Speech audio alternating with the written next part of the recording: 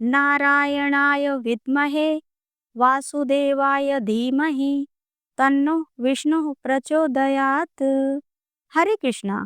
आप सभी का आपके अपने चैनल में बहुत बहुत स्वागत है।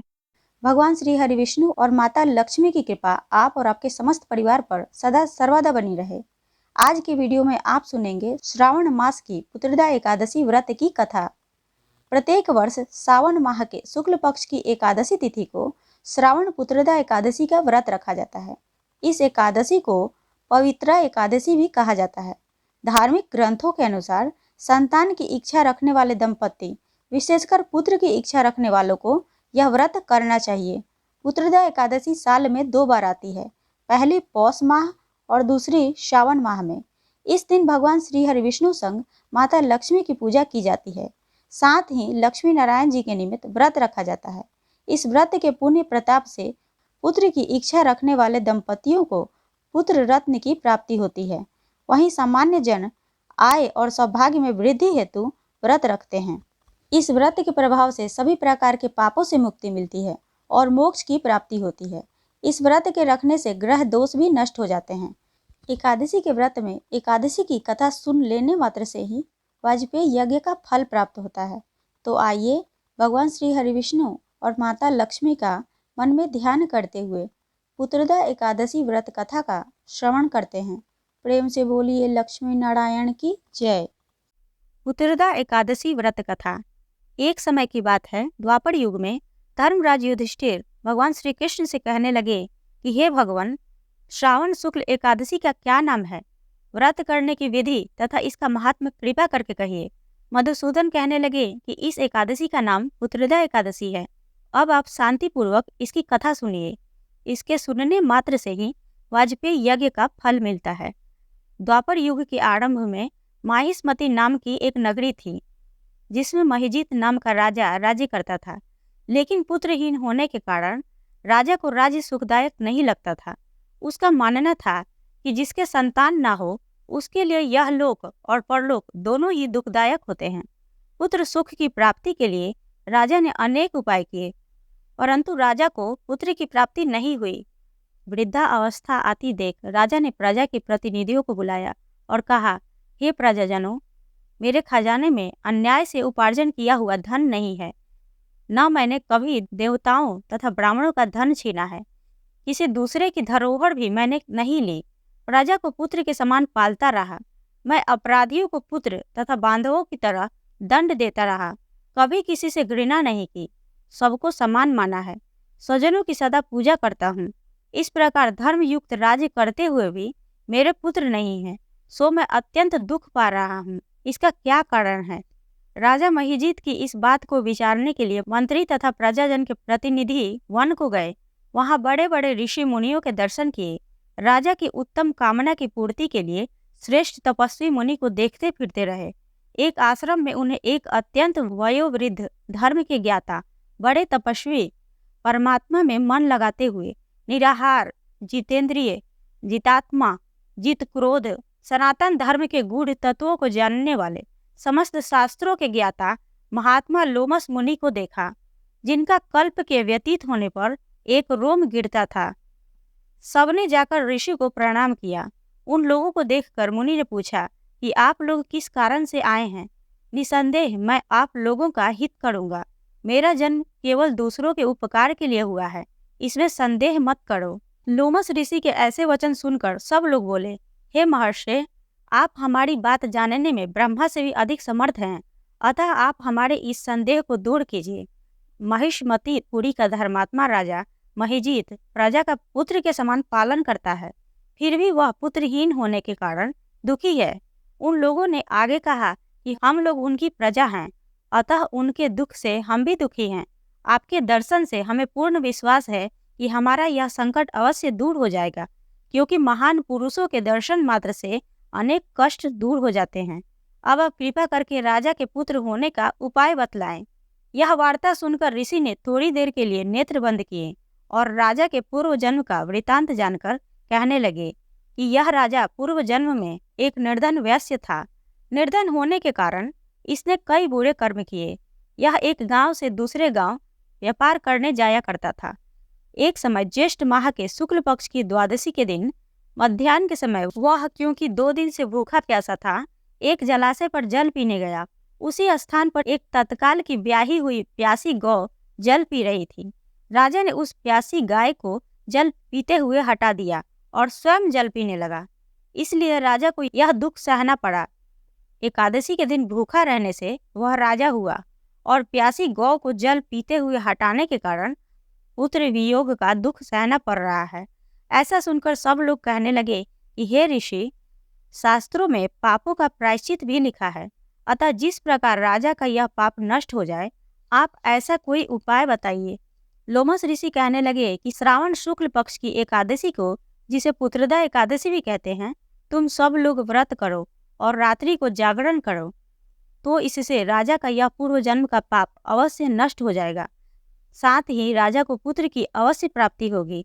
लोमस ऋषि के ऐसे वचन सुनकर मंत्रियों सहित सारी प्रजा नगर को वापस लौट आई और जब श्रावण शुक्ल एकादशी आई तो ऋषि की आज्ञा अनुसार सबने पुत्रदा एकादशी का व्रत और जागरण किया। इसके पश्चात द्वादशी के दिन इसके पुण्य का फल राजा को दे दिया गया। उस पुण्य के प्रभाव से रानी ने गर्भ धारण किया और प्रसव काल समाप्त होने पर उसने एक बड़ा तेजस्वी पुत्र उत्पन्न किया। इसलिए हे राजन, इस श्रावण शुक्ल एकादशी का नाम पुत्रदा पड़ा। अतः संतान की सुख की इच्छा हासिल करने वाले इस व्रत को अवश्य करें।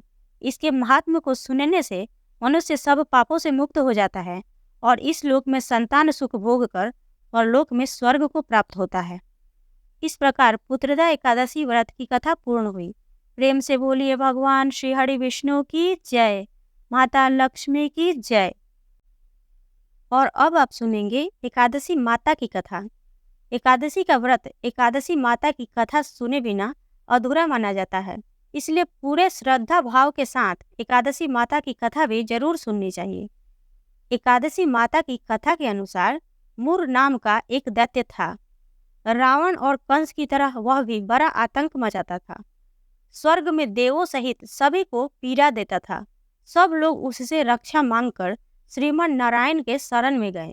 भगवान ने कहा, मैं उसे संभालता हूँ, चिंता मत करो। भगवान मुर के साथ युद्ध करने लगे, लेकिन अपनी सारी शारीरिक शक्ति लगाकर भी भगवान कुछ नहीं कर सके। भगवान को युद्ध के मैदान से पलायन करना पड़ा। वे हिमालय की एक गुफा में छिप गए। मुर भी उनका पीछा करते हुए वहां पहुंच गया। भगवान ने ध्यान करना शुरू किया और उनके मन से एक शक्ति उत्पन्न की, उनकी मानसिक शक्ति। इस शक्ति ने बाहर आकर मुर को अपनी तलवार से मार डाला। हम जानते हैं कि शरीर में 10 इंद्रियां हैं, 5 ज्ञानेंद्रिय और 5 कर्मेंद्रिय। 11वीं इंद्रिया है मन। संस्कृत में एकादशी का अर्थ है 11। चूंकि यह देवी उनके मन भगवान की 11वीं इंद्रियों से निकली थी, इसलिए भगवान ने उन्हें एकादशी के नाम से पुकारा। एकादशी माता की उत्पत्ति का दिन उनके नाम से ही जाना जाने लगा। माता एकादशी के अंतिम चरण के दौरान उत्पन्न हुई थी, इसलिए इसे जयंती कहते हैं। और उन्होंने द्वादशी के पहले चरण के दौरान दैत्य को मार डाला था, इसे स्मरंती कहते हैं। और अब जानते हैं कि एकादशी के दिन भोजन क्यों नहीं करना चाहिए। भगवान ने घोषणा की कि एकादशी के दौरान देवी के इस महान कार्य के कारण पूरे जगत में कोई भी पाप नहीं रहेगा। लेकिन पाप तो पहले से ही है। जब उसने यह सुना, पाप पुरुष आश्रय की तलाश में इधर उधर भागने लगा। एकादशी के दौरान वह कहाँ रहेगा? वह जहाँ भी गया, सभी ने उसे आश्रय देने से इनकार कर दिया। अंत में अन्न यानी भोजन ने एकादशी के दौरान उसे आश्रय देने के लिए सहमत हुआ। तो एकादशी के दौरान सभी पाप भोजन में आश्रय लेते हैं। जो कोई एकादशी के दौरान भोजन करता है, ये पाप उस व्यक्ति में प्रवेश करेंगे और रोग, समस्या, हानि, परेशानी इत्यादि बन जाएंगे। एकादशी देवी को विष्णु कन्या भी कहा जाता है, क्योंकि वह भगवान की मानस पुत्री हैं। उनकी मूर्ति पूरी जगन्नाथ मंदिर और द्वारका धाम में है। भगवान के धर्म की रक्षा के लिए जितने भी अवतार हैं, वे सभी एकादशी के दिन ही हुए हैं, इसलिए यह इतना पवित्र दिन है। इस प्रकार एकादशी माता की कथा पूर्ण हुई।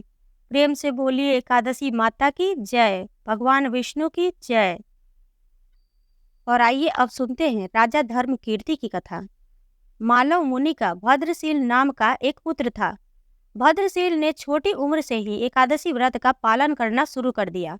मुनि ने उन्हें ऐसा करने के लिए कभी नहीं कहा था।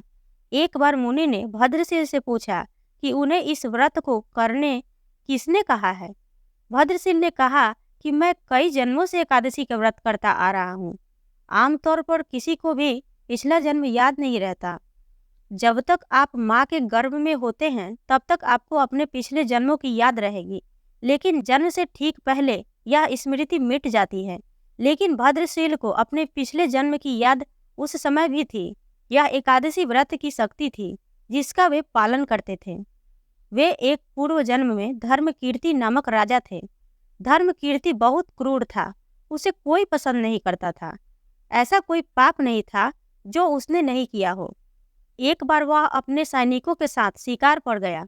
उसने एक हिरण को देखा और अपने सैनिकों को उस हिरण को चारों ओर से घेरने के लिए कहा। राजा ने कहा कि जो भी हिरण को भागने देगा उसका पूरा परिवार मार डाला जाएगा। हिरण ने यह सुना और सोचा, बेचारे सैनिक, मैं उनमें से किसी को कुछ भी होने नहीं दूंगा। हिरण राजा के पास से निकल भागा। राजा ने हिरण का पीछा किया। सूर्यास्त होते राजा एक घने जंगल के अंदर फंस गया। हिरण कहीं दिखाई नहीं दे रहा था। राजा ने एक पेड़ के नीचे रात बिताई। उसने दिन भर में कुछ भी नहीं खाया था। उसे चारों ओर खतरनाक जानवरों के गुर्राने की आवाज सुनाई दे रही थी। वह रात भर सो नहीं सका। राजा ने डर से श्री हरि परमात्मा से प्रार्थना करना शुरू कर दिया। फिर सुबह होते ही उसकी मृत्यु हो गई। यमदूत आए और उसे यमराज के पास ले गए। यमराज ने पूछा, तुम लोग इन्हें यहाँ क्यों लाए हो? इनका स्थान वैकुंठ में भगवान महाविष्णु के बगल में है। लेकिन राजन, यह तो महापापी है। नहीं, वह सब चला गया। ये अब पवित्र है। जिस दिन उनकी मृत्यु हुई वह एकादशी का दिन था। उन्होंने दिन भर उपवास किया और रात में जागते हुए श्री हरि का स्मरण किया। उनके सारे पाप दूर हो गए, वे पवित्र हो गए। यमराज ने स्वयं एक स्वर्ण रथ बुलाया और राजा को वैकुंठ भेज दिया। जब लोगों को इस बारे में पृथ्वी पर पता चला तो वे सभी एकादशी का पालन करने के लिए और अधिक उत्साहित हो गए। इस प्रकार एकादशी की कथा पूर्ण हुई। प्रेम से बोलिए भगवान श्री हरि विष्णु की जय, माता लक्ष्मी की जय, एकादशी माता की जय, सर्व देवी देवता की जय। तो आशा करती हूँ कि आप सबको यह वीडियो पसंद आई होगी। वीडियो पसंद आई हो तो वीडियो को लाइक करें, शेयर करें, चैनल को सब्सक्राइब करें और कमेंट बॉक्स में हरे कृष्णा अवश्य लिखें। मिलते हैं अगले वीडियो में, तब तक के लिए जय श्री राधे।